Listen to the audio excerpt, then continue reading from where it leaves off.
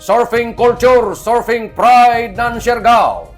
Nakabisita na usab ang mga amigo ni Provincial Governor Lyndon Barbers gikan sa isla ng Siargao. Ang mga opisyal sa Siargao Island Surfers Association konsisa kagahapong adlaw dito mismo sa ida opisina nga gipanguyuhan ni Miss Neldy Blancada para sa pagpadadyon sa pagplano sa pagkig-koordinar sa preparasyon sa umaabot na national sanan international surfing competitions. Dito sa ila, tagisgutan ang mga butang sa mga lakang para mas mapaligon ang suporta sa ato mga local surfers sanan mapadadyon ang turismo na nagdaya ng dungog sa isla ng Siargao. Kung mahinumduman nga niadtong milaway nga tuig, nadismaya ang gobernador sa nahitabo na waya makapahigadyon ang kagamahanan ng dalawigan sa amo na kaliyukan gumikan kay wayay suporta ang LGU sa General Luna. Kuman, nakita sa labaw makagagahom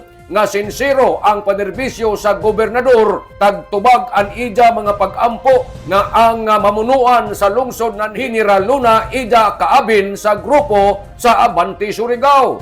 Laong ni Governor Barbers, wayay kumo gajud sa pagpailob kay matamis man gajud ang magpaubos kay kung sauna nagtuwaw ka kuman mukatawa na usab. Busa laong ni Governor Lyndon Barbers ngadto sa ija mga bisita, salamat gajud karadyaw sa ijo wayay puas na dedikasyon sa pag-angat sa surfing culture sanan sports development sa probinsya. Nanukad gikan diri sa Kapitolyo ini si Maricsiners Marcon Vlogs, Mario Conali Simulan mulaong salamat, maradyo na adlaw natong tanan.